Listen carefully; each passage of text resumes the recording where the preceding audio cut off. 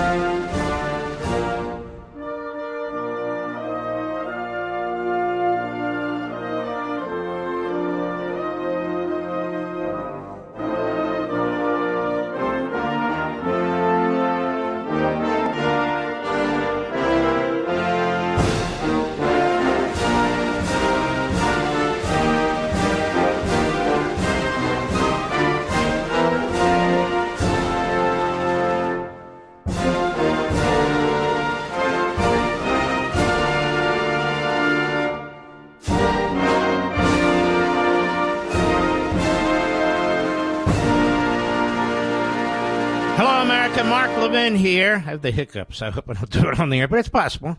Our number is 877-381-3811. 877-381-3811. I hope you're doing well.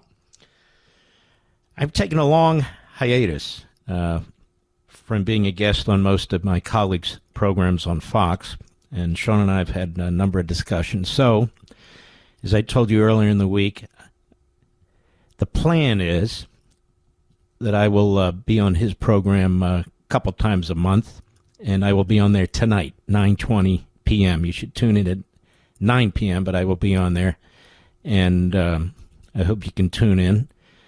I'm guessing the subject will be Iran. We don't, telegraph everything and plan and plot everything, so it is free going, so free wielding. I look forward to that. I hope you'll join us there, and I want to thank you for joining us here.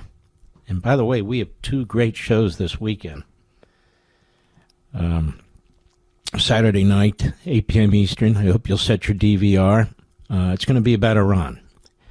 And I have a lot to say about it, the opening statement, and I'll bring in American history to underscore my point. We have Mark Thiessen, brilliant guy. He'll be with us, and Rich Goldstein, who is the number one expert as far as I'm concerned, Goldberg rather, the number one expert on Iran. And we'll spend some time on it. I suspect I'll be asked about that by Sean too. And I want to talk about Iran, but not yet. I want to talk first about ICE and what's happening in our cities.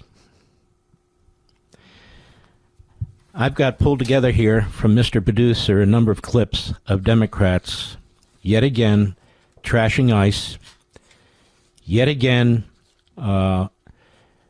attacking the Insurrection Act that's been used, I think, over 30 times by Democrats and Republicans, really since nearly the beginning of the Republic, warning Donald Trump that you better not. So they gin up this violence through their militia, through their mobs, and then they warn ICE not to do anything about it, and don't use the Insurrection Act, don't use the military. The Democrat Party hates this country, and they're trying to destroy it. And they are trying to change the demographics. They're betting the Supreme Court will not rule properly on birthright citizenship, and they could be right. And they brought in tens of millions of illegal aliens here, and I'm talking about, in some cases, not all, obviously, the worst of the worst.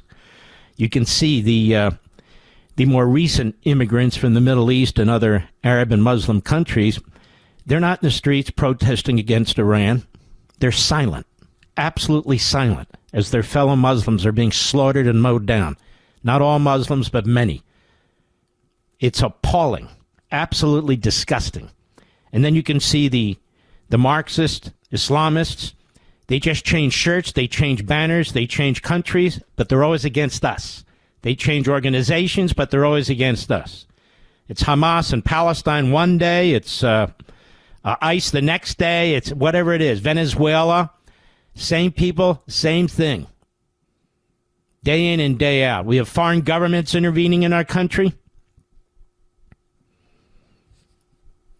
ICE is there to protect you and me. ICE, this administration, stands between us and complete anarchy and the destruction of the civil society. That's what's going on here. The Democrat Party sees immigration as revolution, as I've said over and over again. Revolution, that is immigration by revolution, and revolution by immigration. And they not only had the border open, they were flying illegal aliens into the country, as you recall, hundreds of thousands. Hundreds of thousands. And changing the citizenry, changing the demographics, feeling they'll get their birthright citizenship, bringing people into this country that have 5, 10, 12 children who will be citizens if this isn't stopped by the court, and be Democrats and voters and absolutely overwhelm this society. Absolutely overwhelm it. You see it right now. You see it throughout Europe, and you see it over your shoulder. And we're talking about ideologies that have no intention of assimilating. Their whole purpose is to destroy the country, to conquer us, not to assimilate into our culture. I've played clips of their imams. I read it to you. Bernie Sanders, he has no intention of wanting people to assimilate into our country. He's there trying to destroy it while he's out there claiming that he concerns about equality and race and affordability while he's destroying the institutions of this society. And let me tell you something. That's happening at a rapid pace, and it's going to affect everybody who's an American citizen, regardless of your race, regardless of your sex, and regardless of your faith. It is going to destroy the greatest country on the face of the earth. And Marxism and Islamism, to be clear, as I have been for years, as I have been behind this microphone, on TV, and in my books, are incompatible with Americanism, with our Declaration, with our Constitution, with our rule of law. ICE today is the front line to defend this republic against all of these elements and the Democrat Party. All of them. Sanctuary cities, sanctuary states. Why do they exist? To protect immigrants? No. They exist to protect these revolutionaries. That's why they exist. To protect the Khalils. To promote the Mandamis. To get elected, the Talibs and the Omars. That's what they're about. They mean sanctuary against the United States. Sanctuary against the rule of law. Sanctuary against the Constitution.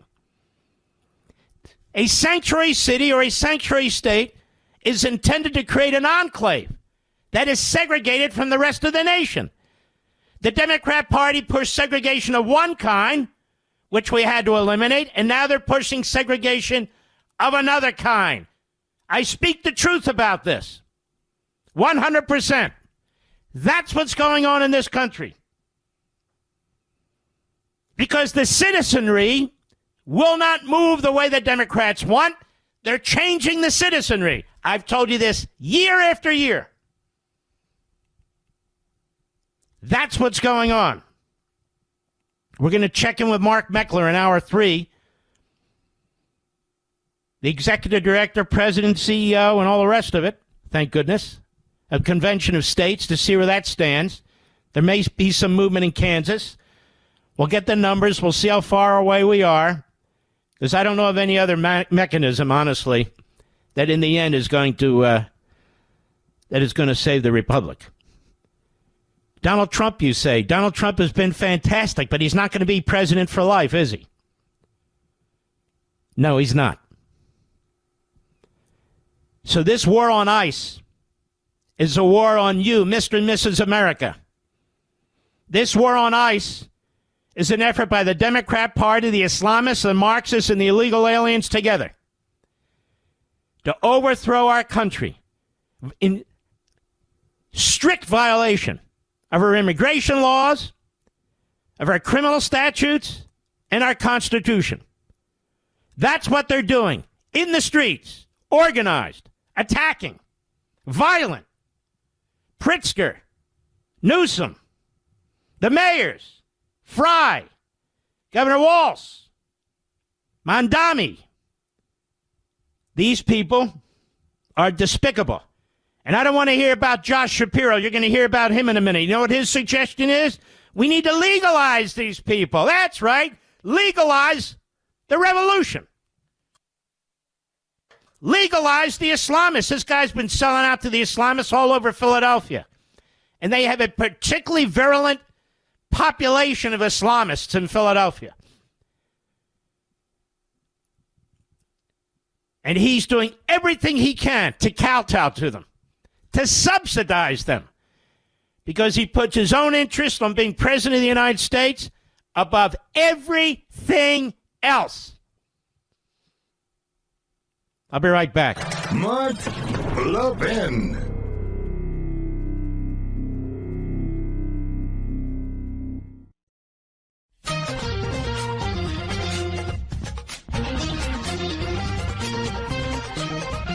This is very serious, and they're turning the public against ICE,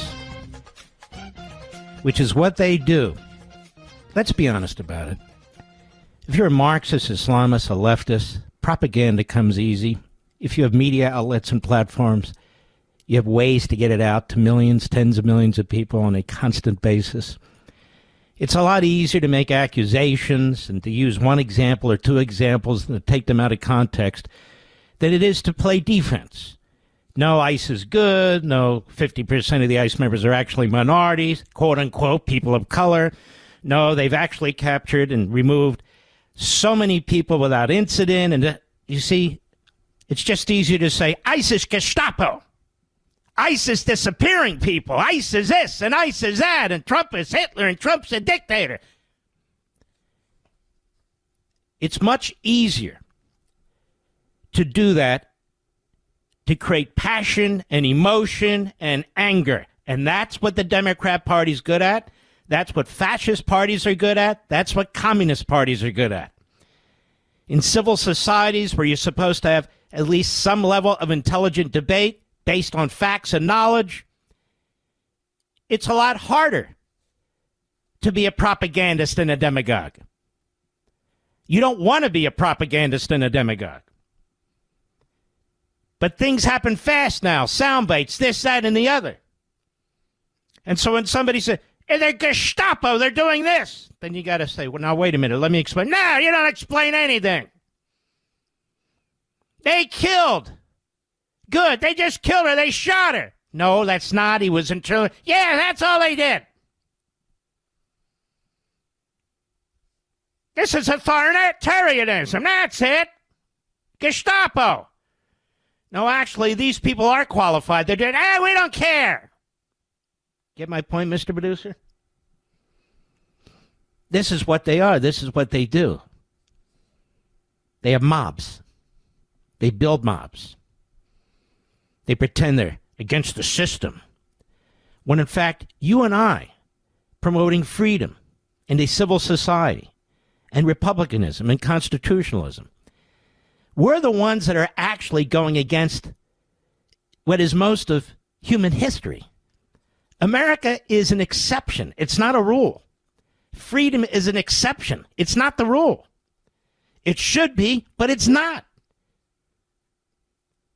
We are the ones that are standing between tyranny and the rest of us.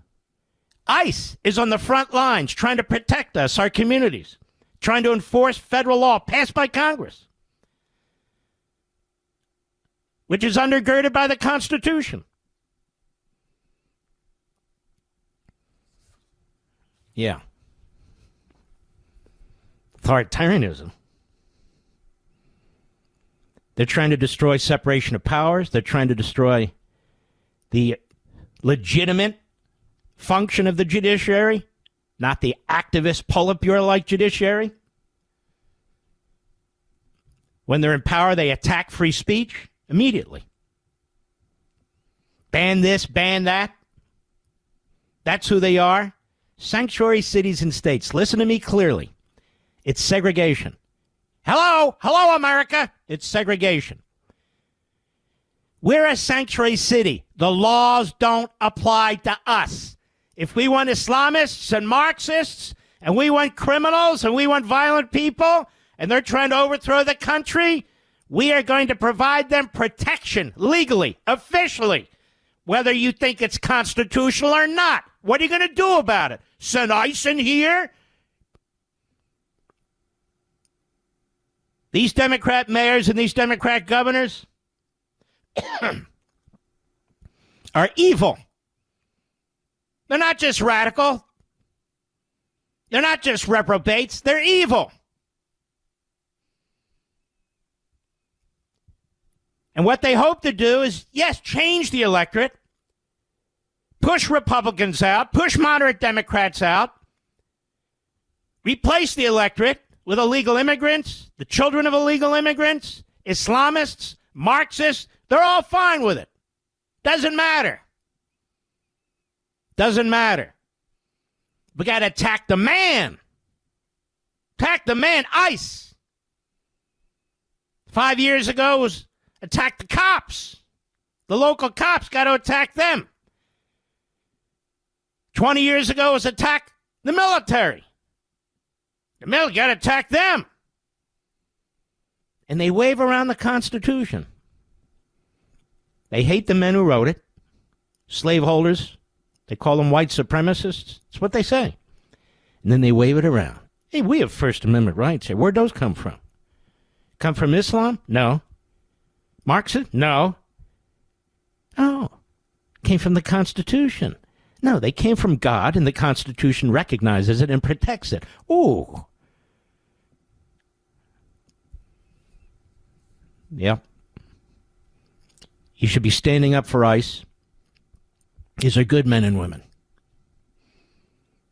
Good men and women. I want you to hear some of these bastards who attack them. The Insurrection Act sounds terrible, but it's not. What it means is there's an insurrection underway. Local police are not strong enough in numbers and so forth, or maybe their mayors are telling them not to intervene. State police, National Guard are not being called up by the governor to do what they're supposed to do, or they're outnumbered. And so we have an Insurrection Act that is almost as old as the Republican, has been used over 30 times by presidents of both parties.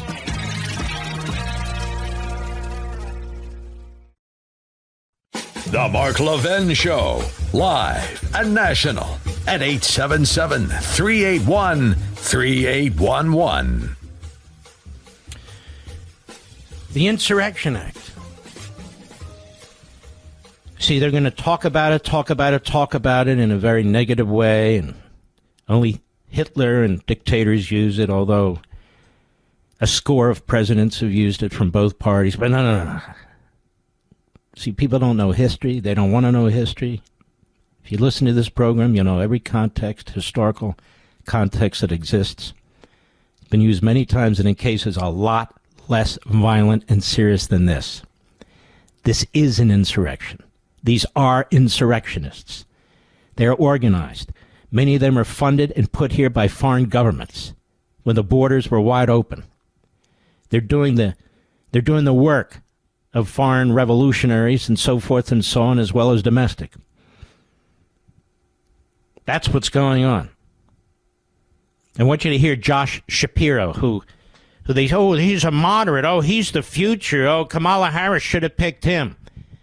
This guy is not the future. He's a leftist. He's doing everything he can to kowtow to the Islamists and the radical wing of his party. He's not standing up to them. In fact, he's been funding Islamist institutions in Pennsylvania. Now listen to this. Cut 7, go. Now, to try and make matters worse by invoking the Insurrection Act is only going to make people less safe. Look, I know with this president, there's typically a whole lot of bluster. I tend to ignore the bluster and focus on what he actually does. If he actually declares the Insurrection Act to be the rule or the law, and then further undermines and erodes the trust of the people, in that case in Minnesota, it makes everyone across this country less safe. Okay, hold on. Does he speak for you folks? Are you on the side of the insurrectionists? Are you on the side of the illegal aliens? Are you on the side of the Islamists and the Marxists? Are you on the side of law enforcement? The side of the American citizen? And so forth and so on? What kind of bullcrap is this? Bluster, he says. Does he listen to his own party? Does he listen to Walz? Newsom? Hakeem Jeffries? Bernie Sanders? Bluster? This guy's not a leader. He's a quisling. Cut 8, go. I think what is very clear is that immigration policy did not work under the Biden administration, and it sure as hell isn't working under the Trump administration. Okay, hold on. Immigration policy under the Biden administration was to violate immigration policy. And what do you mean it's sure as hell not working under Trump, who has secured the border and is trying to remove illegal aliens? This is what I mean. This guy's a quisling. He's a nothing. A Zippo. Zero. Nada. He's no Fetterman. And by the way, they're gonna have primary against Fetterman. They're gonna primary him. And we're gonna endorse him in the primary. We're gonna do everything. Unless it hurts him, and it could. So we'll have to figure that out. But anyway, go ahead. Be very clear. We need a secure border. Number one. Number two, we need a pathway to legal status for those who are here and who are following the law. They need to know the specific. What does that mean? They're here illegally. They're not following the law. This guy is a double talk nothing burger. That's what he is. That's what he is. This guy grew up in Abington Township, next to my township, Cheltenham Township, which was right outside of Philadelphia. He got elected as a state representative in a marginally Democrat district at the time. Now it's heavy-duty Democrat. Then he gets elected a county commissioner in Montgomery County, Pennsylvania. I feel like every state has a Montgomery County. Montgomery County, Pennsylvania. And he's the chairman of the Board of Commissioners. There's 3 commissioners, and there were 2 Democrats, 1 Republican. He was a Democrat, obviously, and he was the chairman. Then he runs for Attorney General, statewide office. He squeezes through and he gets it. Then as Attorney General, he runs for governor. The Republicans put up an idiot, a moron, and he blows that guy out and he becomes governor. Now he's presidential material. Why? Why? What has he done? What has he said? Where does he want to take the country? Ladies and gentlemen, now is not a time, as Ronald Reagan said, for pale pastel colors. Not in the Democrat Party or the Republican Party. We have to know where these people stand, and firmly. And firmly. The problem is we can't clean up both parties. We're not Democrats. But I had 2 men on my program Sunday on Life, Liberty, and Levin who are Julian Epstein and Mark Penn. These are moderate Democrats who are trying to fight the wild radical elements. And we have radical elements in our party. And by God, let me be clear and say it right now. I cannot endorse anybody who embraces in the Republican Party Jew haters, anti-Semites, and bashes Christian Zionists. Ain't gonna happen behind this microphone. Not now, not tomorrow, not ever.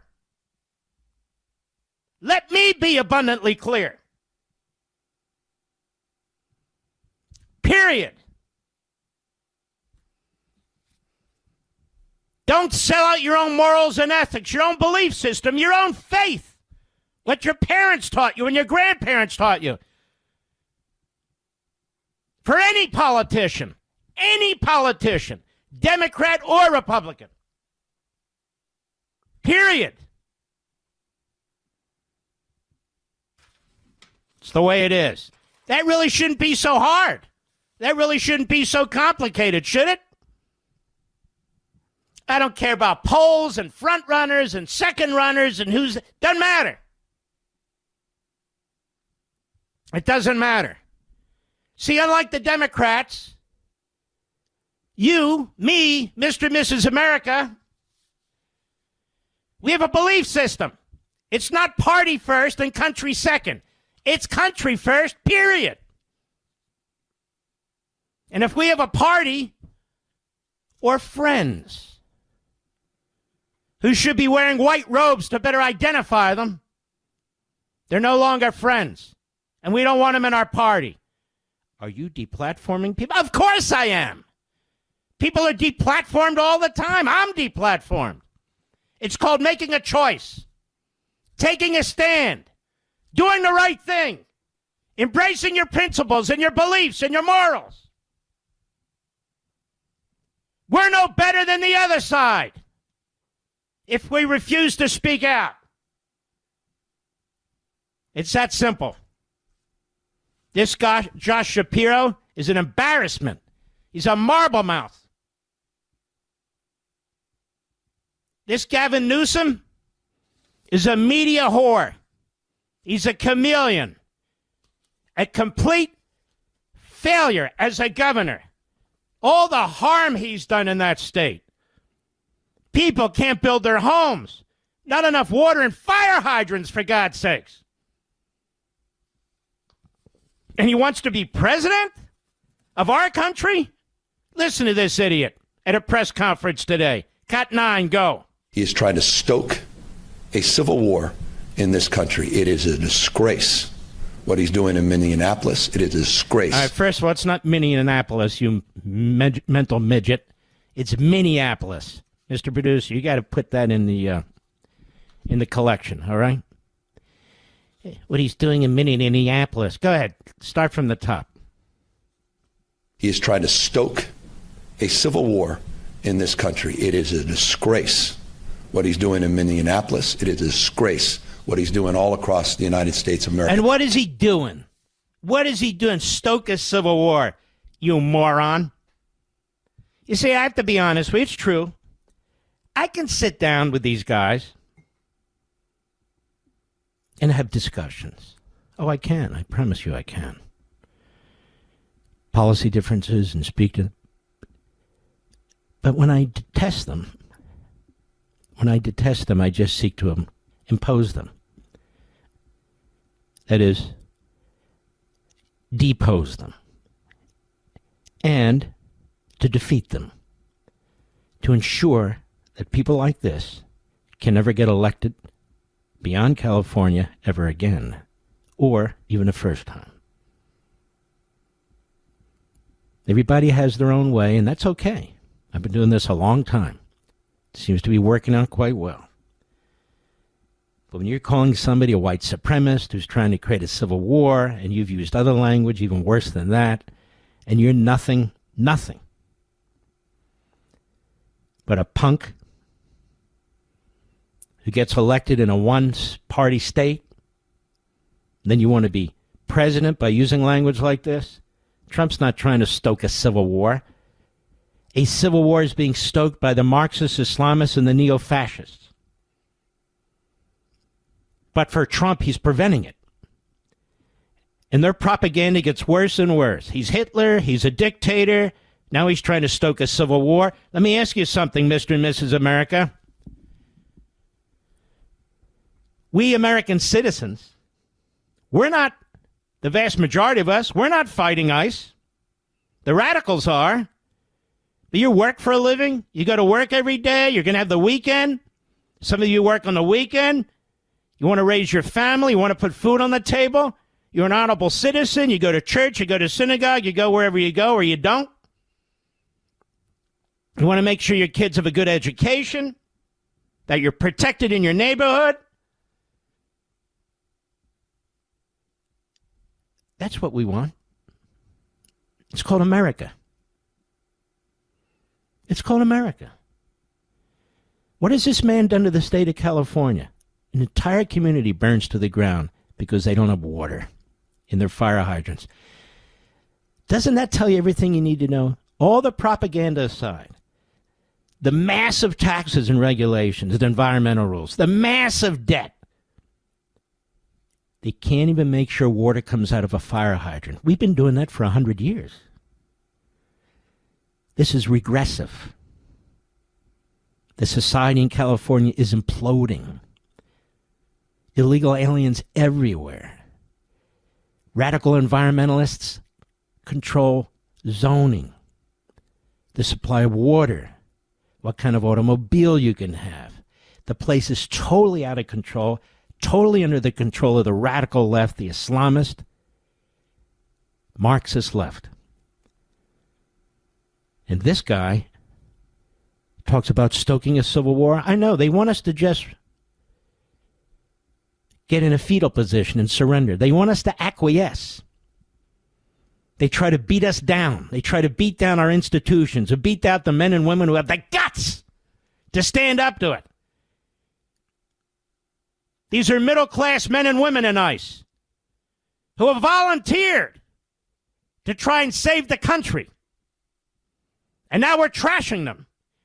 These are middle-class men and women who are our cops, who volunteered to protect us, who they trash.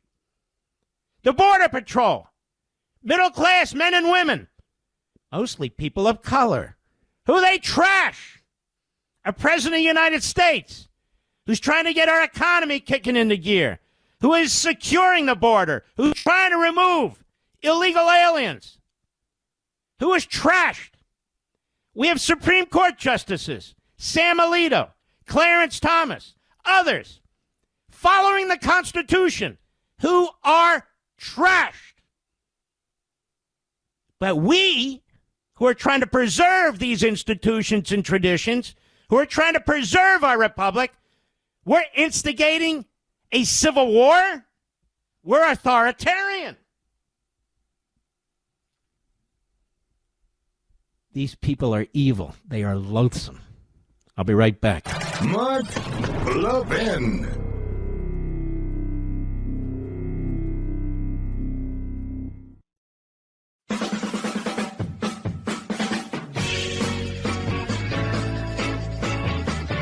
We need to support ICE, as we need to support our local police when they were under attack as well. We need to support our fellow citizens who get up every morning, or quite frankly in the middle of the morning, put on their uniforms, leave their families, leave their homes, and know that they're going to walk into some kind of hell. And that no matter what they do, they're going to be attacked by one political party. They're going to be attacked by these revolutionaries who are organized and funded, in some cases by foreign governments, by NGOs, who are encouraged by the Democrat Party and the media. They know that they're going to be called names, that they could get injured, and that when they defend themselves, that they're going to have to, God knows what, their careers will be destroyed. We need to support the men and women of ICE, the men and women of the Border Patrol, our police, or we're going to lose everything. It's that simple. They represent a tiny percentage of the population.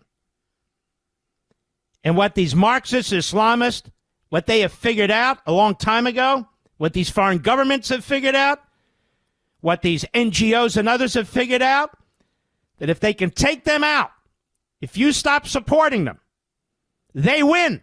Then what? Then what?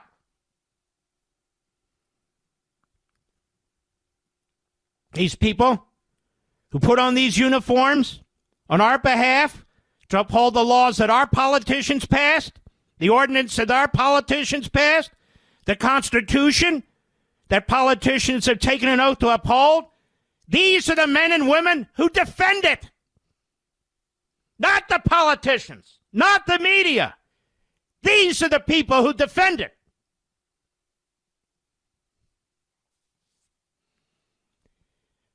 These foreigners who come into our country,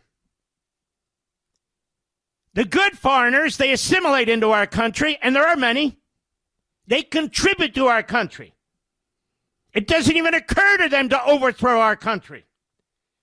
But then the others who come here with a purpose, an intent to destroy our country in 1,000 different ways, in the culture, in our politics, in our media, they are to be condemned. If they're not citizens, they're to be removed. If they got citizenship under false pretenses, we need to try and remove them. This administration is trying to do that. They're up against activist Democrat lawyers who become judges, and the media. And unfortunately, a certain percentage of our population that is too damn stupid to know better. All right, I got a lot going on here. Stick with me. I'll be right back. This segment of the podcast is exclusively sponsored by Pure Talk. Pure Talk offers great coverage and can save your family money on your wireless bill every single month. Go to puretalk.com to find the plan that's right for you. Thank you again for listening, and thank you so much for this sponsorship, Pure Talk. He's here. He's here. Now, broadcasting from the underground command post, deep in the bowels of a hidden bunker, somewhere under the brick and steel of a nondescript building, we've once again made contact with our leader, Mark Levin. Hello, America. Mark Levin here. Friday evening. 877-381-3811. 877-381-3811. All right. Now we turn to Iran. They're not hanging people publicly in Iran. Now, we don't know that for sure because the lights are out and all the communication platforms have been cut off except for Al Jazeera, just so you know. That would be Qatar. But videos are getting out, and I'm looking at them online right now. Let me be very clear about something. As we sit here this evening getting ready to enjoy our weekend, young people in Iran who were swept off the streets by the thousands are being executed. Several of them are being tortured and raped before they're being executed.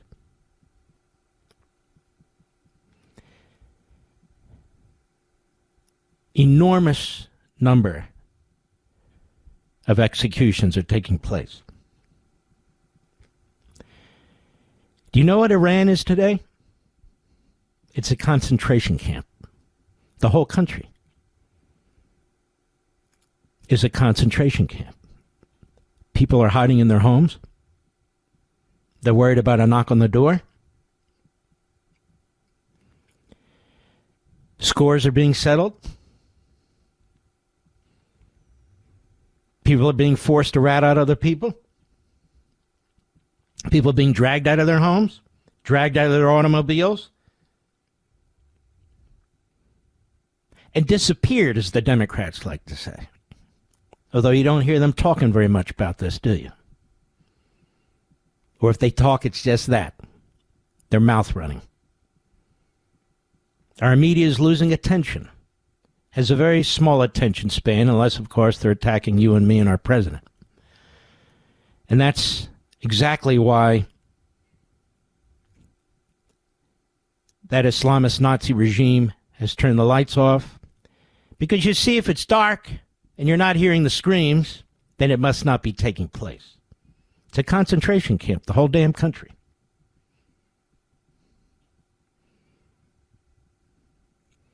Now, we in the West can pretend it's not happening. Pretend it's none of our business. Those of you who do go to church or temple or have a belief system, you know it is our business. There's some places these things go on and we can't do a lot about it. Like the Uyghurs in China. There's nothing we can do, even though we wish we could. But here we can. We absolutely can.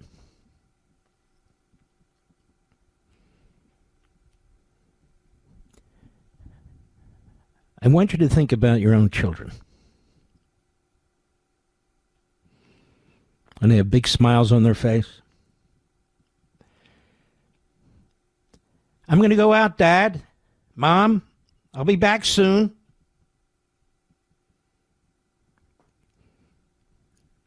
Maybe you go with them and you choose clothes, or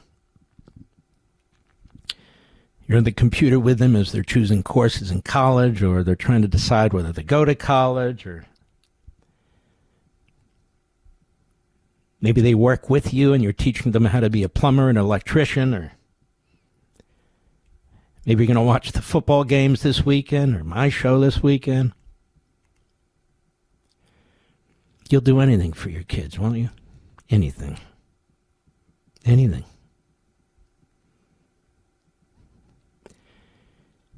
Well, in other countries, there are kids just like this. Young people. See, Iran is Persia. Prior to the Islamist revolution that took over that country at a point of a gun, the people in Persia were westernized, were highly educated. The Persian people were known for science, technology, all kinds of cultural advancements for thousands of years.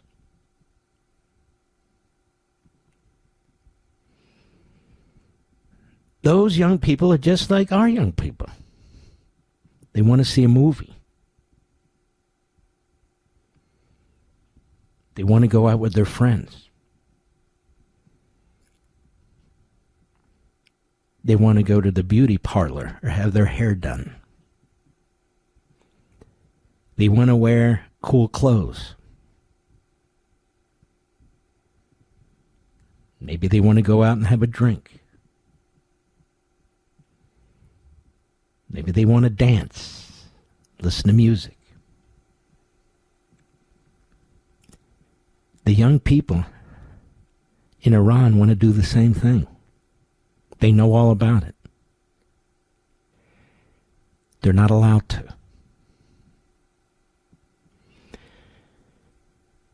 A little over 3 years ago, there was a young lady, I believe she was about 16. She was walking down the street and she decided she was not going to cover her head.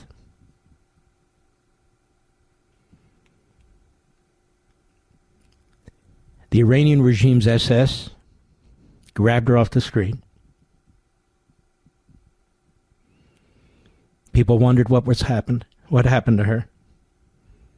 More and more people wondered what happened to that girl.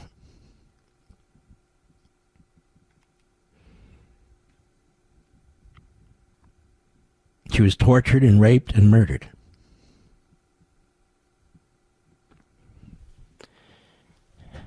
The young women in Iran rose up.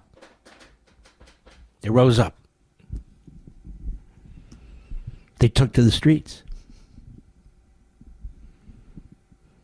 They didn't have guns. They didn't have any weapons. And they led a huge protest. And it lasted days. And the United States did nothing. The thugs, their SS came in and started killing them, slaughtering them, imprisoning them, raping them. It's the benefits of working for a fundamentalist Islamist regime. It's supposed to be very religious, don't you know? We did nothing.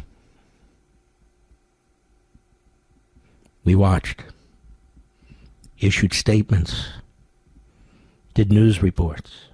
We did nothing. Nothing. None of our business. Why do we care?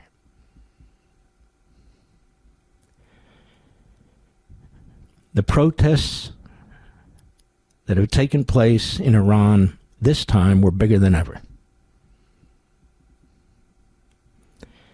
And the people were encouraged to protest. From Western capitals all over the world, including ours. Help was on the way.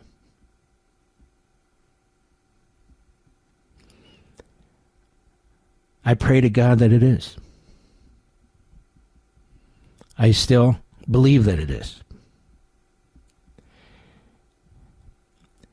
But the intensity, the immediacy, the imperative nature of it, in the West, starts to ebb, doesn't it? You don't see a lot of it on the news right now, do you?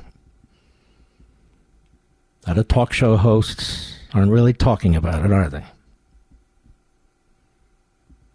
Out of sight, out of mind. That's why the lights are off. That's why all communication except Al Jazeera has been cut off.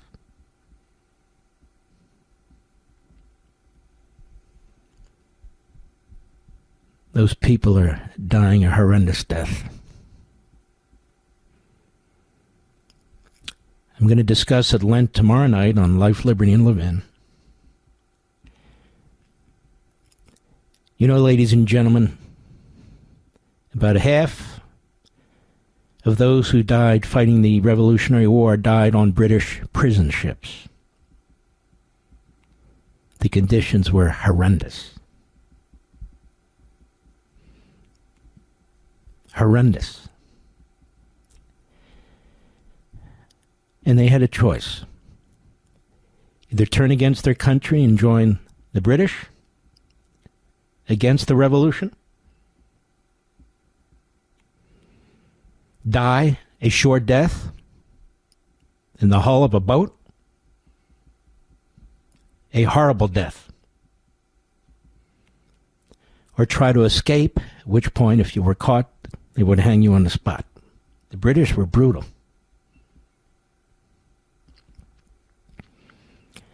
The French, yes, the French. We talk about our relationship with the British. The French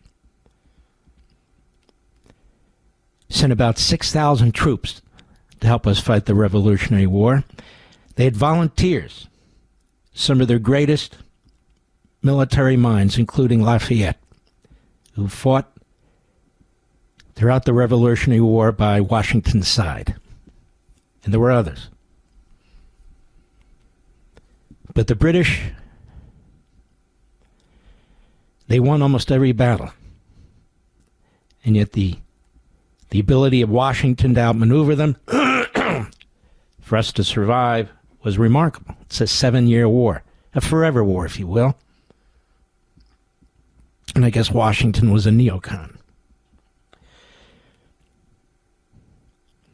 But it all came down to one battle. Battle of Yorktown in Virginia.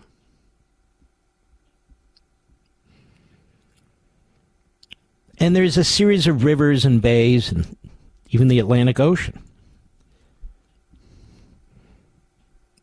that are on the coast of and the inner coast of Virginia. The British figured if they could get their fleet or fleets, they could get it off the coast of Yorktown, bombard the American and French forces, and the British forces could squeeze them, their so-called infantry, that they would defeat the Americans once and for all.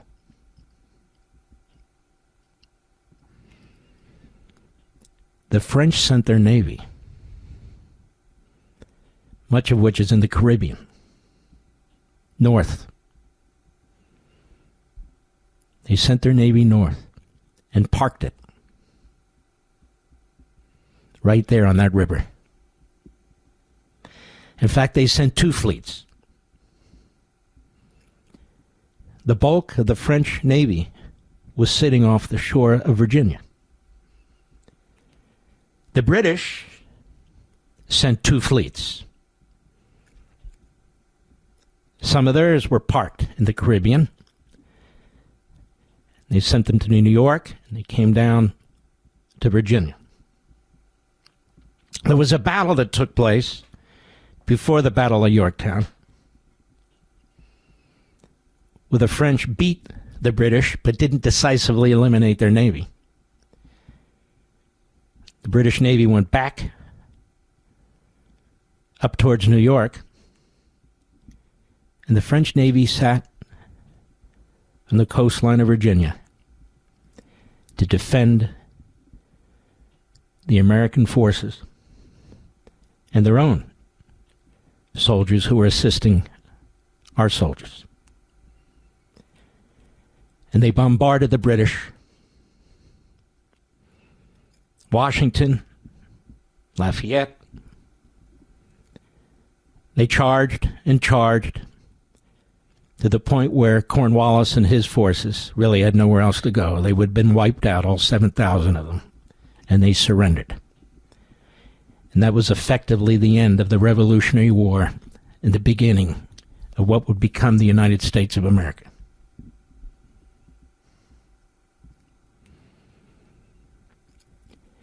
If we did not have the help of the French, and I could explain another day, and the Spanish to some extent, there would be no America in our revolution. The people of Iran want nothing more or less than what we have. No, it's not our job to do this for every people all over the world. But where we can, we're not trying to instill a democracy. We're trying to protect a people who are being slaughtered. They're unarmed. They love Americans. They love the West. And this same regime hates us, has tried to assassinate our president, is funding terrorism in our country, has warned that you took out our nuclear sites, but we're not done. You can't take the knowledge from us. They've killed about 1,000 Americans over the course of a year, backing Hezbollah and Hamas. They want to kill us.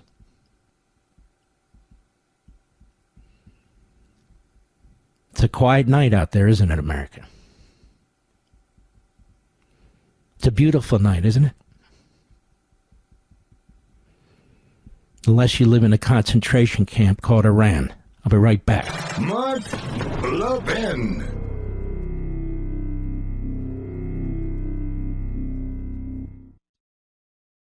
If your credit card balance is freaking you out after all the holiday spending, I have something that can save you money right now. Cut your cell phone bill in half by switching to Pure Talk Saver Plan. Just $20 a month for unlimited talk, text, and 3 gigs of high-speed data on Pure Talk's super-fast nationwide 5G network. As a veteran-led company that cares about giving back to those who serve, if you're active or former military or a first responder, you'll save an additional 20% every single month. The easiest way to free up cash flow is to reduce your monthly recurring bills. Start with cutting overpriced wireless and switching to my wireless company. Go to puretalk.com/Levin, Levin, and make the switch today in as little as 10 minutes. Again, talk, text, and data just $20 a month. That's puretalk.com/Levin, Levin, and you'll save an additional 50% off your first month. Pure Talk is America's wireless company.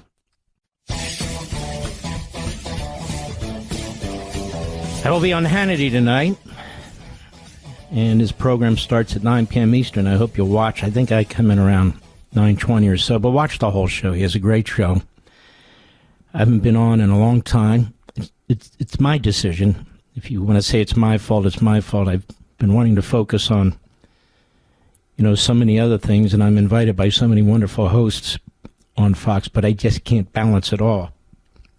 But Sean and I have had such a fantastic relationship over the years. He's like a brother.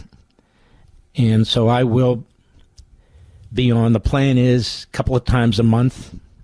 No certain schedule, but on Fridays. And that's what we'll do. As for this podcast I've been working on, I'm still working on it. And we'll give that a shot. We'll see how that goes.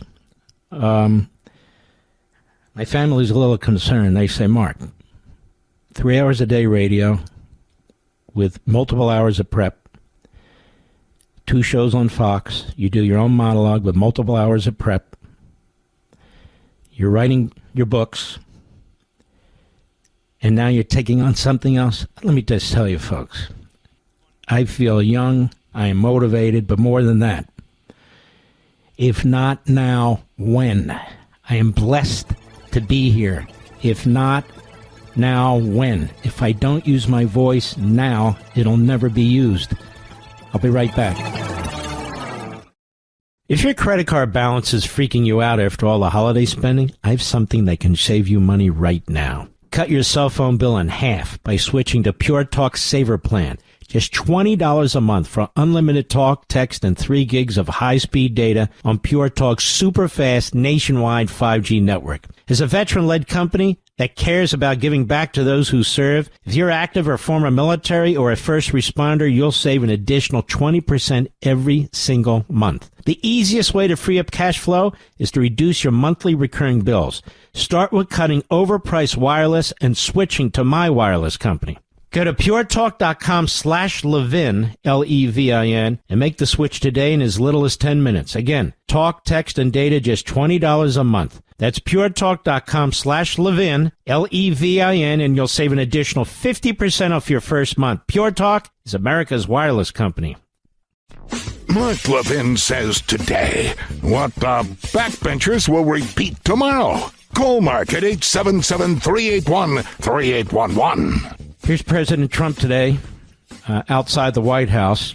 Cut 1, go. You urged protesters in Iran earlier this week to keep fighting in the streets and said that help was on the way. Is help still on the way, or has your bar we're for going to see. intervention? As you know, Iran canceled the hanging of over 800 people. They were going to hang over 800 people yesterday, and I greatly respect the fact that they canceled that. Mr. President, yesterday. Election in Venezuela. Did Arab and Israeli officials convince you to not strike Iran? Nobody convinced me. I convinced myself. You had yesterday scheduled over 800 hangings. They didn't hang anyone. They canceled the hangings. That had a big impact.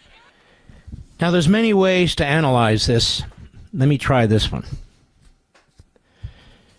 Donald Trump is a man of his word, and he keeps his promises. That's what I believe. That's what I will continue to believe. Now, some people say, look at that. Tucker Carlson, a Jew hater, a Christian hater, an Islamist embracer, effectively a lobbyist for Qatar and Iran, who befriends Putin. He's over there in the White House, taking pictures in the Oval Office. Ladies and gentlemen, do you remember, Mr. Producer, before the president hit Iran's nuclear sites, he had Steve Bannon at the White House? Remember that? And in the Oval Office, and that was very public, and people figured, you know, big, fat, fraudulent Bannon is in there. And, of course, he's, in my view, undermining the country every step of the way, and he didn't want us to hit the Iranian nuclear sites. That might cause World War III. Well, then he must be convincing President Trump. And shortly thereafter, President Trump ordered those sites to be hit. So I wouldn't read too much into this. I understand the refuse out there, like his lapdog partner. What is this guy's name again? Patel. Neil Patel? They're sending pictures around to him like he had recently a wedding. And there he is with the stupid look on his face and so forth. Look at this. He's with the president. See, the president. He has no influence on the president, in my humble opinion. Everything he demands doesn't happen, does it? We shall see. But I don't much care. If he's at the White House, he's in the doghouse, he's in the outhouse, he's a reprobate. He's a lowlife. It's irrelevant. What matters is what actions the president takes. Now, I got to thinking the other day, there are these reports, they're all conflicting, they're all out there, so it's a lot of static. But the Israelis said, we're not ready to go, and slowed us down. Now, that would seem odd, wouldn't it to you, Mr. Producer? Well, they were certainly ready after the 12-day war to finish off that regime, because that regime had been defeated, and their missiles had been depleted. But they've been building back their missiles. And so I got to thinking, maybe the Israelis don't have enough counter missiles left, and they need few more days or so to prepare for that. I don't know. I have no firsthand knowledge, but there's a lot of way to think about this. We've moved and are moving a ton of assets into that region. Maybe it's for show, maybe it's for real. I think it's for real. But it's what I think. Because I believe in the president. And I believe what the president said. Now, there's no reason to guess. Time will come. They were going to hang 800 people yesterday, and they canceled that. They're shooting people in the back of the head. They're executing them. That's what they're doing. And they know that hangings can be public, that even under dark circumstances and cutting off all communication, maybe somebody will have an iPhone and take a picture of it. They're shooting people, murdering people, young people mostly. And they basically have confessed, if I read correctly about 15 minutes ago, that 23,000 people have died. I want you to take that in. Not in a 2-year war, a 3-year war. 23,000 innocent people have been murdered. 23,000. Mostly young people. For what? For what? This is also a reason why our framers were so brilliant with the Second Amendment. The Democrats would remove the Second Amendment. They would remove the First Amendment, the Fourth, Fifth, the 8th, 9th, 10th. Listen, those amendments are there for a reason. For a reason, thank God. And look, these people are unarmed.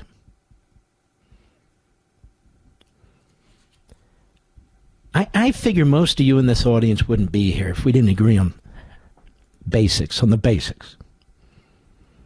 I must confess to you folks, I'm having a little trouble sleeping at night over this. I look at the faces of some of those who I saw in some of these videos and some of these pictures. Young people dead, their eyes wide open, staring like they're staring into the eyes of the world, saying, where are you? How did you allow this to happen? Just snuffed out. No regard whatsoever for the human life. None. In the name of religion, you know? The sickening irony that is.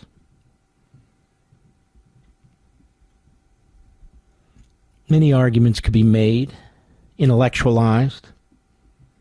Ideologies. No, focus on the United States. I always find this odd. We spend trillions of dollars focusing on the United States. We are focused on the United States. Everything we do is about the United States. Iran is an enemy country. It's an enemy country as much as any other enemy country we've had throughout our history. It's killed 1,000 Americans over the years. Ronald Reagan talked about and denounced this notion of Fortress America. When countries are trying to overthrow our country through immigration, through the stealing of our technology and our intelligence, by attacking our allies and undermining our alliances, by trying to post military bases in parts of the world where they can cut us off. Fortress America doesn't work. Fortress America, look at the enemy within, the Islamists, many of whom imported into the country recently. The billions that are pouring in from Qatar and communist China and Iran and other countries. Fortress America, we couldn't have a Fortress America if we wanted to have a Fortress America. The country's being destroyed from within by many powers that are outside of the country. And so we have fools who just like to use slogans. Focus on us. What about us? This is about us. All of it. There can be good decisions and bad decisions, prudential decisions and emotional decisions. That's a different debate. But foreign policy is not about ideology. Foreign policy, as I say over and over again, and I've written, is about prudence.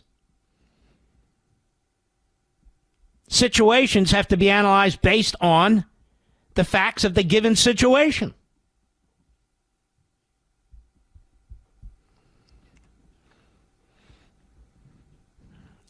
Yes. Everything doesn't come down to a slogan. The Marxists use slogans. And now we're going to use slogans? No, we're not. I'll be right back. Mark Levin.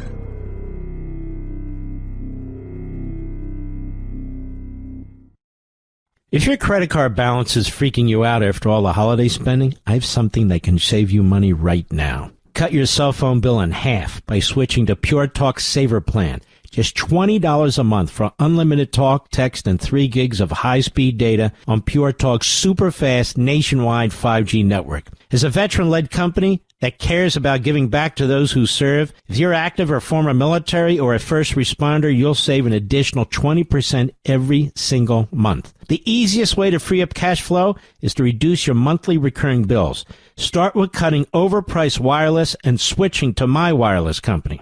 Go to puretalk.com/Levin, Levin, and make the switch today in as little as 10 minutes. Again, talk, text, and data, just $20 a month. That's puretalk.com/Levin, Levin, and you'll save an additional 50% off your first month. Pure Talk is America's wireless company.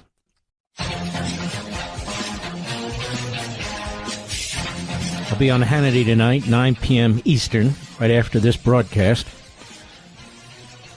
Hope you can join us. I've been on in a long time. My decision.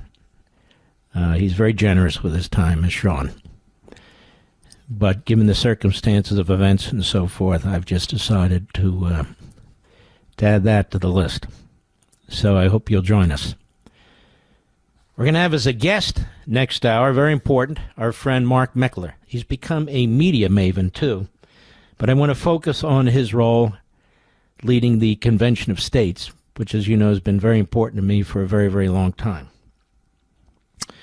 When I wrote the Liberty Amendments, he had just started this organization. We had not communicated with each other about it. We didn't know about it. I had originally opposed Article 5 conventions, as did Mark. And when you actually study it, rather than just shoot from the hip, as he did and I did, again, simultaneously without talking to each other, I became a strong advocate for this, as has he. Obviously, he's spending a good chunk of his life devoted to it, and I spent a chunk of mine writing about it. Convention of States. Very important. Just like these other activist things that we want to do, they're very, very important. The president... Let's see. Just bear with me a second here. That's about the Insurrection Act that we've been talking about earlier. Should he use it? Shouldn't he use it? Well, he's certainly free to use it. It's been used many, many times in our history for circumstances that are not nearly as violent as this. Here he was today. Cut 6, go. The trigger for the Insurrection Act in Minnesota, what are you waiting for? Well, the Insurrection Act, which has been used by 48% of the presidents as of this moment, the Insurrection Act also, if you look at it, I believe it was Bush, the elder Bush, he used it, I think, 28 times.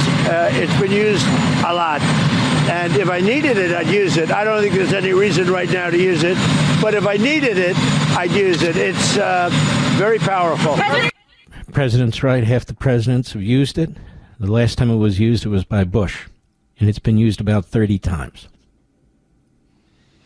But they're going to make it like, you know, it's the first time he wants a civil war. If he would just abandon the enforcement of our immigration laws, just embrace all these wonderful new people, the Islamists and the Marxists, if he would just allow we Democrats to take over the country for good and destroy it like we've destroyed California and other cities and states. If he would just get out of the way, we'd be perfectly fine. No, we wouldn't. It'd be a disaster. Wolf Blitzer to Tricia McLaughlin, the DHS Assistant Secretary on CNN. I honestly don't know why people go on CNN. They have no audience. Literally puny size audiences. But there we are. Cut 12, go. When she called this 37-year-old mother of three who was driving that car a domestic terrorist, that really was outrageous. We said it was an act of domestic terrorism. In no way is that outrageous. What we saw on the ground there, she had been stalking and harassing law enforcement throughout the morning, and then she went on to use her car as a deadly weapon. She was driving by after dropping off her little 6-year-old boy. That's just simply not true. I have the facts on the ground. You see, the media are going to continue with the propaganda no matter what. She's just dropping off her say she was one of the leaders of this movement. Folks have been reading about it in the media, other media, in the New York Post and other outlets. And she was egged on by her wife. She was very aggressive about how she was conducting herself. Look, it's a horrible, horrible thing when somebody's shot. I got it. I'm not one of those who celebrates this. She was not a terrorist. But she committed an offense, a crime, by doing what she did with her car, hitting that agent. When you do things like that, you put yourself in harm's way because, believe it or not, law enforcement has a right to defend itself too. It's not just there to be a piñata for the crazies. And I'm not going to speak badly of her. She's dead and gone. But the record is there.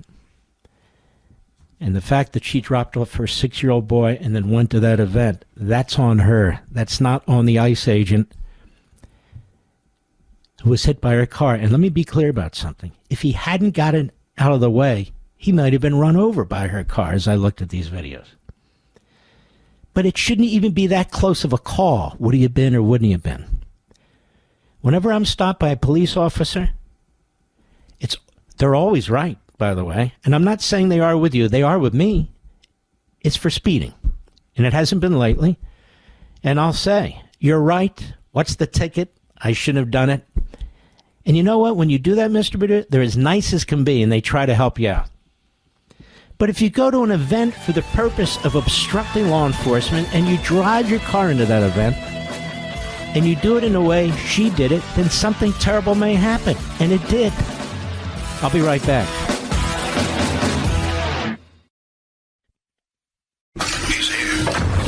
He's here.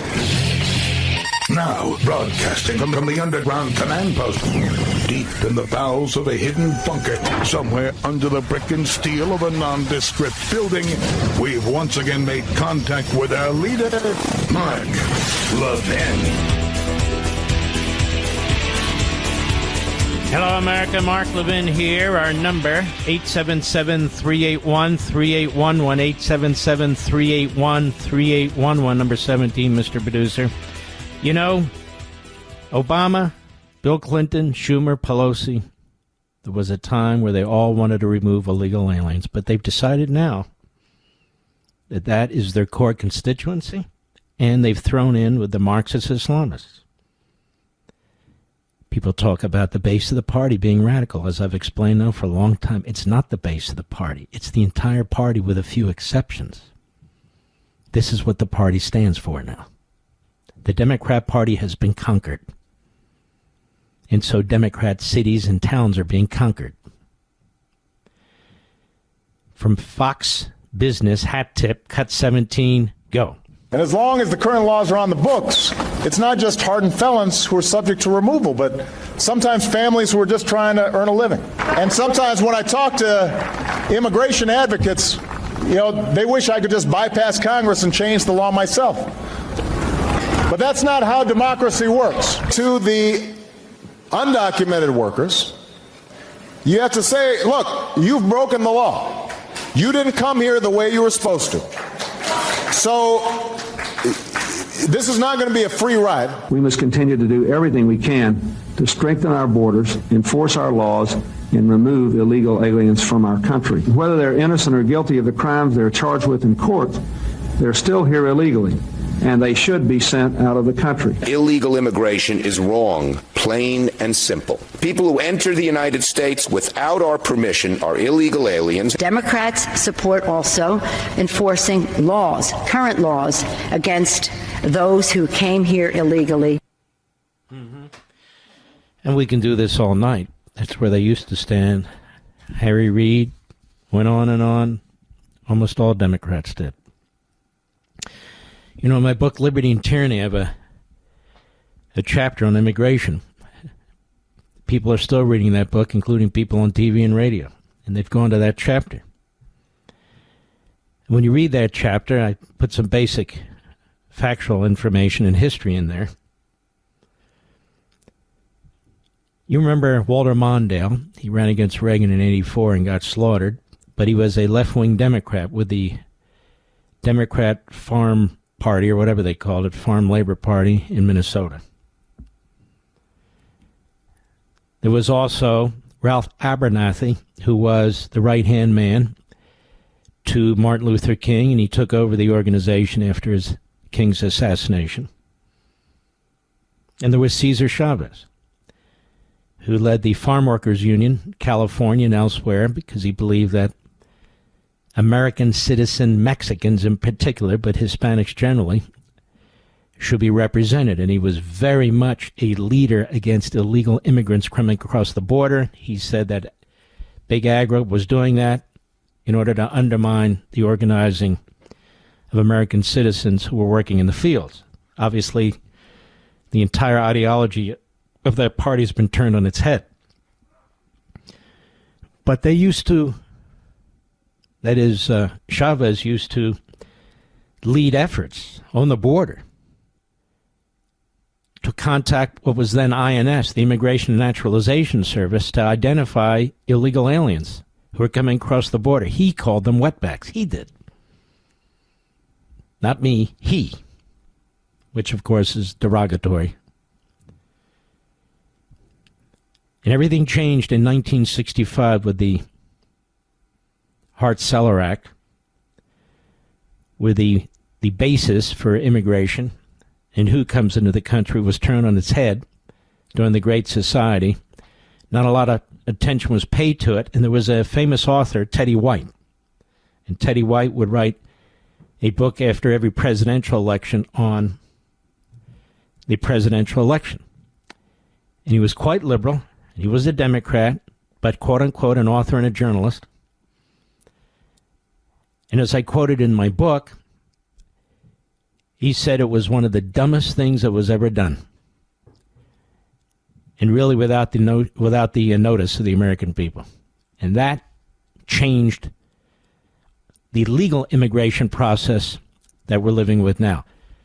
But even now, we don't comply with that except under Trump. We didn't with Biden or Obama, and to some extent with Bush. They even violate that law. And the rest of the laws that followed them were codified. And now we've reached a point of a 5-alarm fire. The border wide open. Of a 5-alarm fire. Where now anybody's free to come in, and it becomes almost impossible to remove them. Because of what the left has done, what their judges have done, what their bureaucrats have done.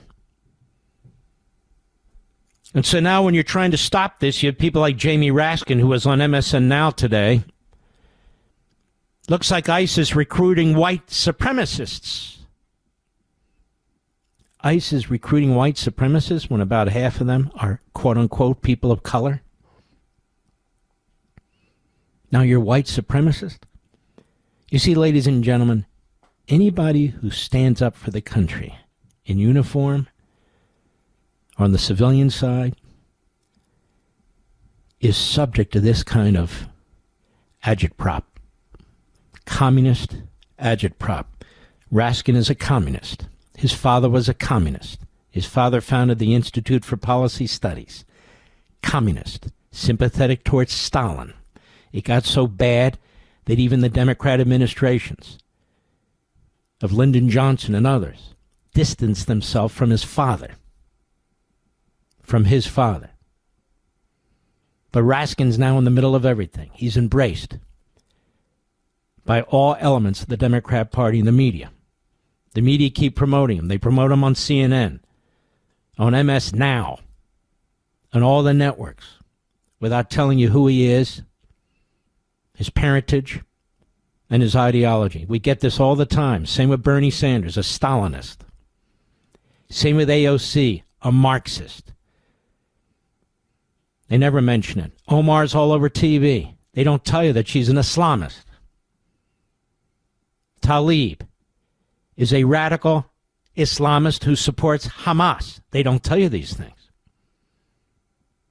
And then they create caricatures of people who are not what they say.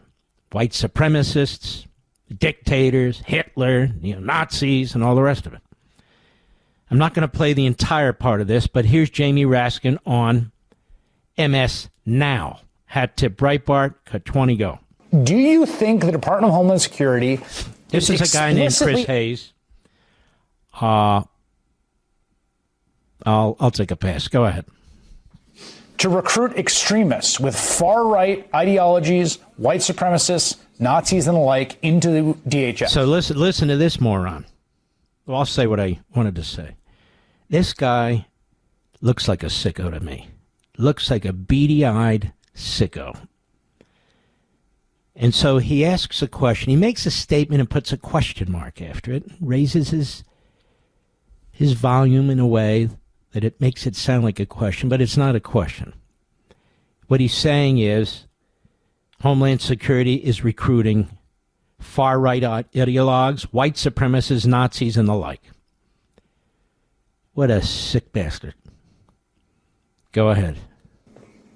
Well, we don't know for sure, but it certainly looks like it, Chris. Look, they've added a $50,000 sign-on bonus for people going to work at ICE. They have dramatically cut the training requirements. All right, hold on a second. They've not cut the training requirements. They've changed the training processes. They've updated it to online, among other things. So they haven't cut the training process. So they want you to think these are incompetents, these people are not well trained, and basically it's the Klan. Isn't that sick? I'll be right back. Mark Levin.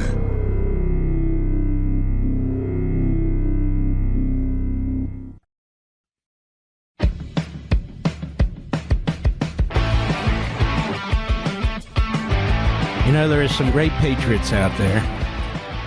And one of the great patriots is my friend Mark Meckler. He runs Convention of States, among other things these days. It's a pleasure to have you, my friend. It's been a long time. I understand something is percolating. Is that correct? There's a lot of stuff percolating, Mark. There always is, but I think this is going to be a huge banner year for Convention of States. And I think up first, we've got the state of Kansas. I don't know the exact date they're going to do it. But we are on the precipice of passing Kansas. That's number 20. The reason I know it's going to happen is because we had a litigation. The district court declared that they had a constitutional requirement, which was a 2/3 requirement instead of a normal supermajority. District court declared that was in violation of the supremacy clause. So now we have a simple majority requirement. We have way more votes than that. And so I expect to see it up. It could be next week, could be the following week. It's literally any day. And that means Kansas will become state number 20, and that's a big marker for us. It's a big marker. How many do we need? So that would 34. mean 14 left to go. We need a total of 34. It really is the only way out of this, isn't it? And it's been demonstrated because President Trump has thrown everything he can at this Leviathan to defend the Constitution. And then in 3 years, he has to leave office. And there's so much more to do, isn't there? There's so much more to do. And also, Mark, and I think this is really important for patriots, your listeners, to realize that a lot of the great things that Donald Trump is doing and will continue to do over the next 3 years can be reversed by a Democrat administration and will. We've seen this. They will be reversed in the first 5 minutes of the next Democrat administration. So a lot of this stuff we need to ensconce in the Constitution and make sure that it's permanent. Not to put you on the spot, I don't think I am. You and I talk offline. Yep. And you're very concerned about the growing anti-Semitism, the growing trashing of Christians, the growing embrace of Islamism and the rest, aren't you? Man, I'm so glad you brought this up, Mark. I mean, I do love to talk about Convention of States, and that's my life's work. But if we don't stop this other stuff, we're going to lose the country and the world, to be honest with you. And I'm very concerned. And there are people that I used to consider friends, people like Tucker Carlson, who are out there spreading the most vile kinds of anti-Semitism. Mark, I just never expected to see this in my entire lifetime. I grew up Jewish in Los Angeles, and I never really experienced any serious kind of anti-Semitism.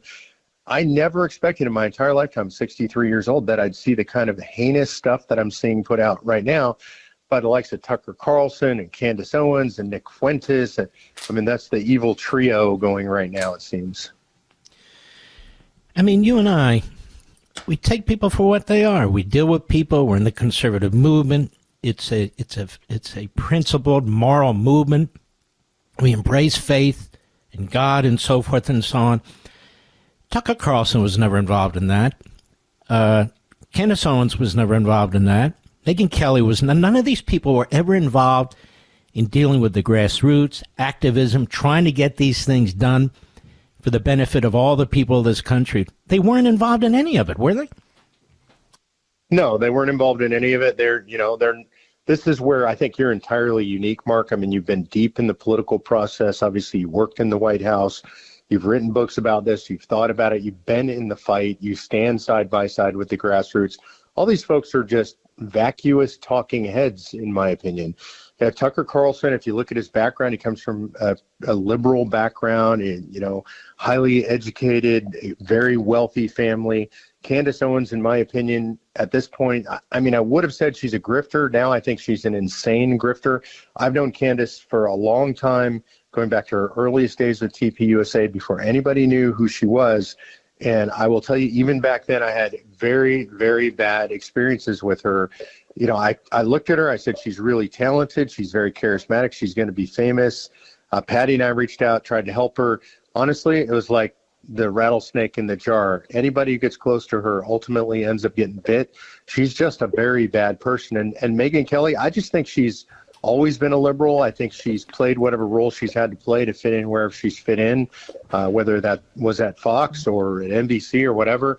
Ultimately, she gets exposed because I don't believe that there's actually any there. There is no principle. What do you think this can possibly do in the midterm elections? I'm very worried, not that they have this massive influence, but it doesn't take much, does it? No, and I think they can peel off a percentage of the conservative movement. I'm actually, Mark, more hopeful right now than I've been in the last 6 months, because I see a lot of people starting to turn on them. And Candace, Megyn, and Tucker, the three main influences we're talking about here, are becoming more and more insane. Lately I'm seeing Alex Jones saying how insane Candace is. That's quite a thing, if you can go too far for Alex Jones. And so I do think we're turning the page, and I have a lot of people who had been paying attention to Candace now telling me she's nuts. And so I am hopeful that we're going to recover from this. This is like a virus that has swept through a part of the conservative movement, and I think we're sort of building up an immunity to it, and I think we're going to see it put out. Now, if people want to continue to support, as we do, I do, the Convention of States movement in Kansas, where do they go? They go to conventionofstates.com and they can sign up there. By the way, Mark, I think on the heels of Kansas, we're going to see South Dakota, North Carolina, potentially Ohio, Iowa, Idaho. There's a lot of stuff in play. The president has posted about Convention of States, thereby expressing his support. I think we're going to see even more of that. And I know you're very close with the president.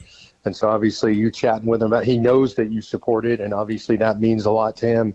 So I think with the president kind of on board and getting more on board, I think we're going to see a lot of these states pass. And if people want to be involved in that, they can go to conventionofstates.com. They can sign the petition. More importantly, they can click on that Take Action tab. When they do that, that allows them to actually volunteer and get involved and actually be in the fight like you and I have been for so long. You're a great patriot, Meckler. You really are. The organization is fantastic. You have, what, like 5 million members, give or take?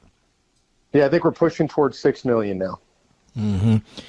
It is a massive movement. You don't get any government money, and yet here we may have state number 20, and you've just listed 4 more that we really need to focus on.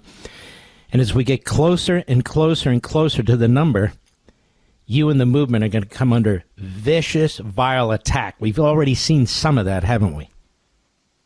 Yeah, I mean, we've had attack pieces in the Atlantic and New Yorker Magazine and Mother Jones and all kinds of places. I've been getting calls this week from the New York Times. And, I hope people understand when I get calls from places like that, and I know you look at it the same way, I don't respond. They are our enemies. They hate us. They're never going to write anything nice about us. So I just ignore them. So, if you see me quoted in there, and the only quote's going to be that they reached out to me for comment and I didn't respond, because those are our enemies and they're going to hit us harder and harder. Mark, every single left-wing group in the United States of America, major left-wing group, signed a press release against us, organized by Common Cause, over 250 of them. That's La Raza, Planned Parenthood, MoveOn.org. You name it. Hillary Clinton personally has spoken out against us. So, yeah, we expect the attacks to continue, and we just consider it the greatest badge of honor. You can judge a person and an organization by their enemies, definitely. You're right. BBC contacted us, wanted to interview me. I said, go to hell. All right, Mark Meckler, you're a good man, and God bless you. You need anything from us? You need some air cover next week or whatever, you let me know, okay? All right, thanks, Mark. God bless. And you, too. Good man. He's just the best. We'll be right back. Mark Levin on the front line of liberty. Call in now, 877-381-3811. Mark Meckler's class act, isn't he?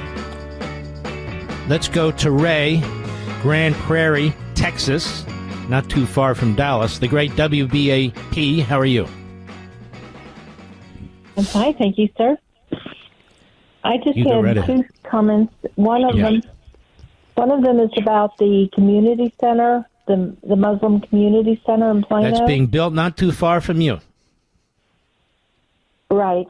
That's they just okayed. If they have proof that they're going to use city electric and water waste services, and I guess the community can continue being built.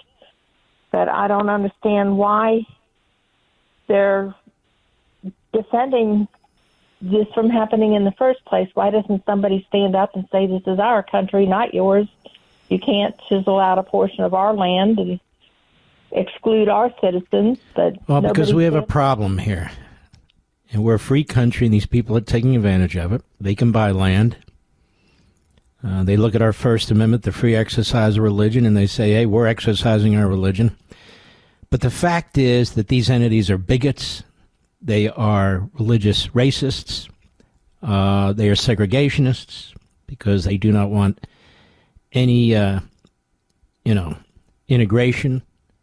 And so I've got to believe there's some good lawyers in some of these foundational groups that will take a look at this and see if there's something they can do about it. But I know people have raised it. I've raised it here because it was brought to my attention by, I think it was a police officer.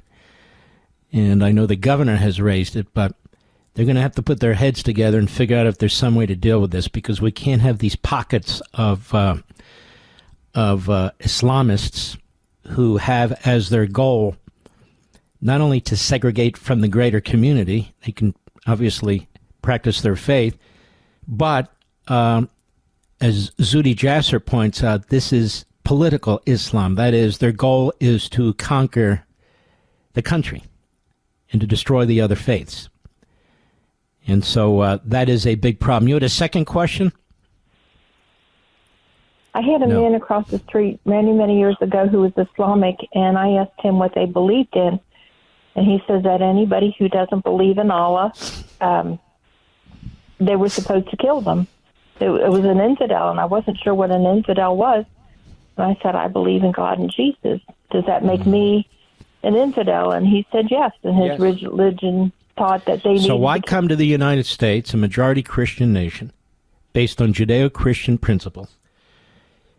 Why come here then if your goal is to conquer the founding values and belief systems of the country?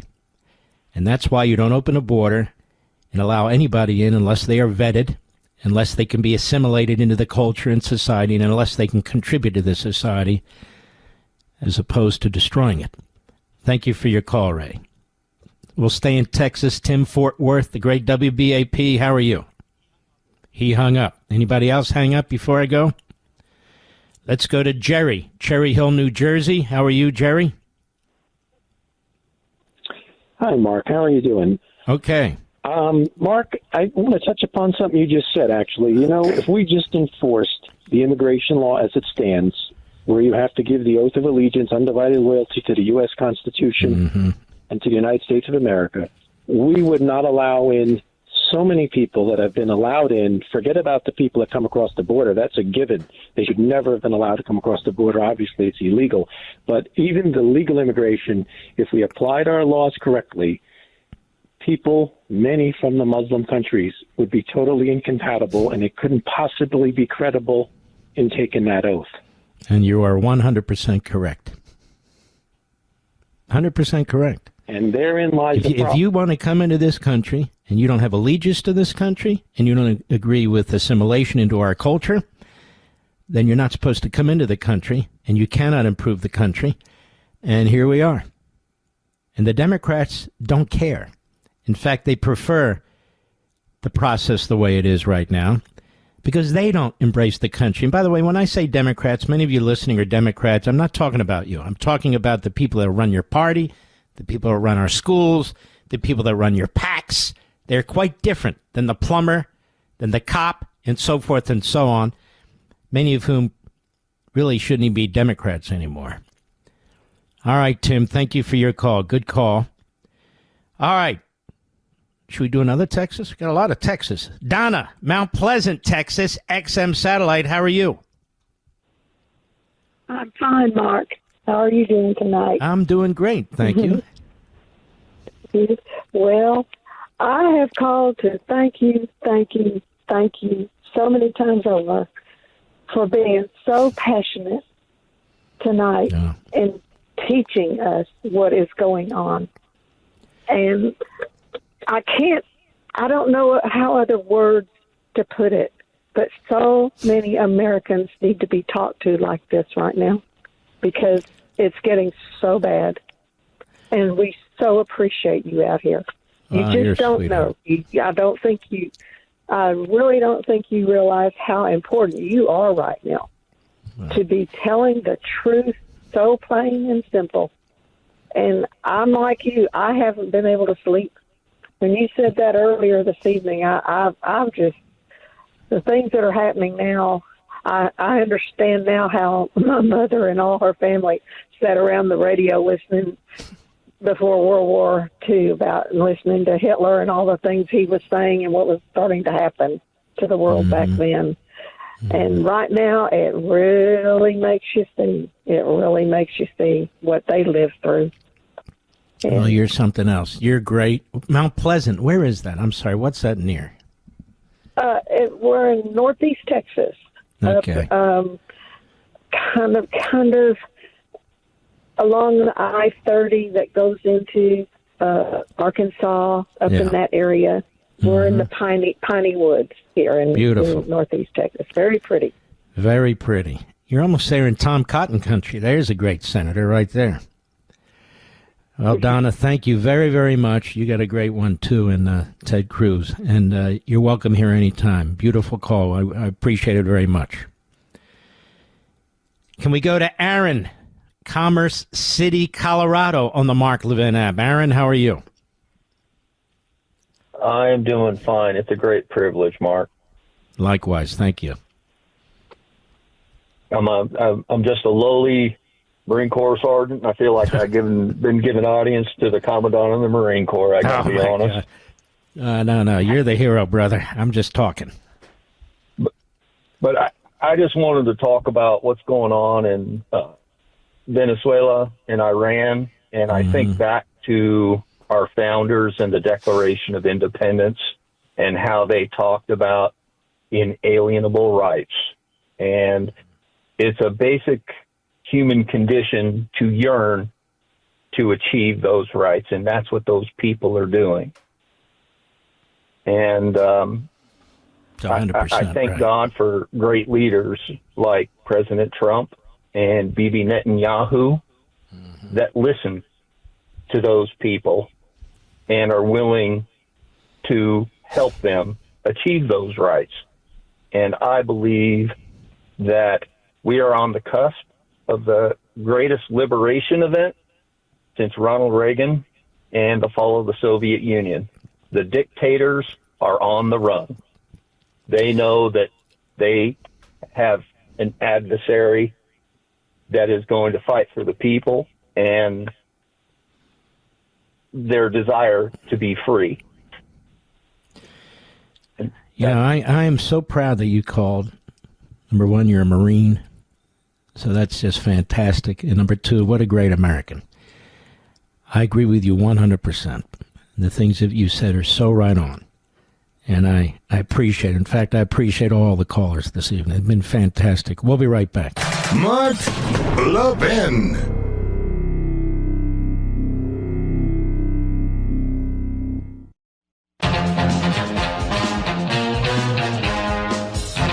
Don't forget, 9 p.m. Eastern, Hannity, I will be on tonight. I hope you will join us. And I appreciate all of you out there. It's Friday, and I wish you safety and happiness and some joy in your life, of course. Let's go to Tim, Fort Worth, Texas. Got a lot of Texas, the great WBAP. How are you? Hey, terrific, Mark. Hey, just want to thank you and encourage you for being such a beacon of light for the moral authority going on with the atrocities in Tehran. It's horrible. I appreciate your stance. Well, I appreciate... And the Marine that just spoke summed up everything I wanted to say. He couldn't have said it better. Well, there are forces, Tim, including these neo-fascists I talk about, who are doing everything they can to try and convince the commander-in-chief and everybody else to stay out of this. They spent a lot of time with Qatar and Russia and interviewing the president of Iran. You know, I never thought I'd see anything like this in my life. I mean, I heard about people in the 30s and 40s, but if these aren't turncoats, if these aren't people who should be shamed, then I don't know what they are. Do you? No. Well, we know what they are. Right. But it's wild times that we live in, Mark, as you know. It really is. Well, I'm going to try on Hannity's show tonight to send a message to that audience. You know, other people who may watch the program, who may not be listening to radio. We'll see how it goes. We'll be there in minutes on Fox. Hope to see you there. We go to America every Friday in honor of you. Here we go.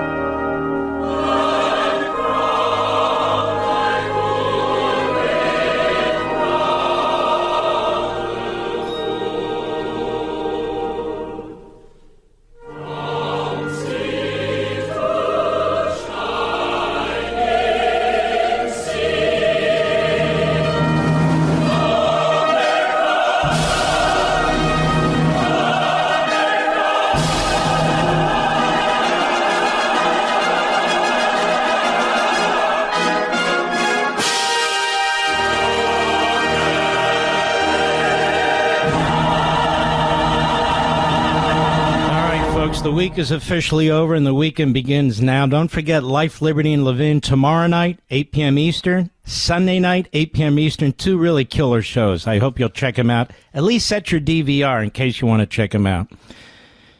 The week is officially over. The weekend begins now. We salute our armed forces, police officers, firefighters, emergency personnel, our truckers, the men and women in Ukraine, the men and women in Israel, the men and women in Iran. That's right.